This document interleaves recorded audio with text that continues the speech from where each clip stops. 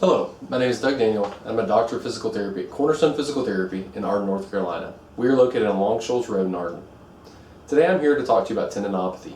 My goals are to define tendinopathy, to discuss previous management approaches, and discuss new exciting research that we can now implement in the clinic to help people improve with tendon pain. Tendinopathy refers to a painful tendon. Most commonly, the pain starts all at once with no warning, and there's really no traumatic incident that causes the problem.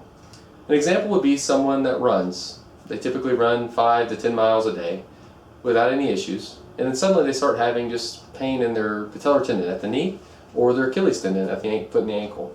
Basically, over time, the tendon can become stiff feeling, creaky, swollen, and become more and more painful with activity, and can even lead to the point to where the person can't do their activity anymore.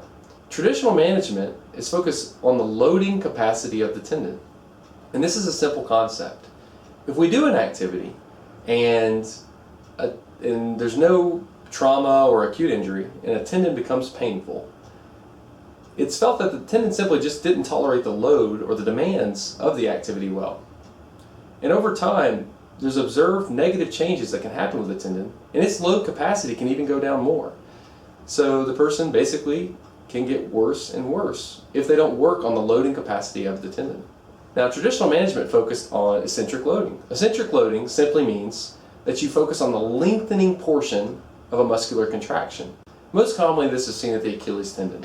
A patient, in this case, would go up on both feet and slowly lower on the painful side. And there's a good amount of research that shows this can be quite effective in management of Achilles tendon pain. But there's still a subgroup of people that just simply don't get better. And they end up either having a failed outcome or having to go through a more aggressive procedure. We have new research that is contributing new thoughts to challenge the existing paradigm, or the eccentric paradigm. So first, new research is showing that a concentric and eccentric loading program, so focusing both equally on the shortening and the lengthening portion of an exercise, can be effective in improving load capacity and pain in tendons. There's new research on isometric exercise and pain reduction.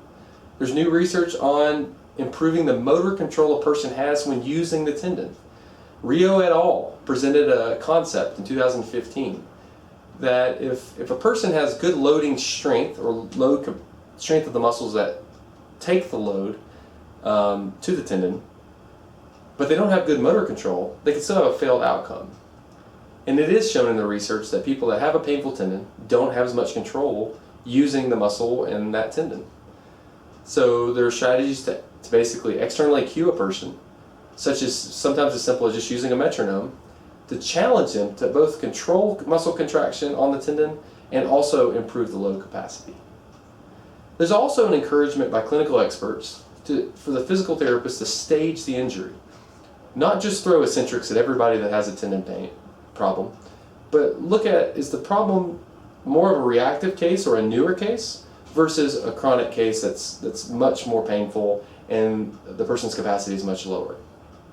So it's important that the person be staged, the appropriate exercises be given, and then the person be progressed to the point that they can tolerate the load of their activity.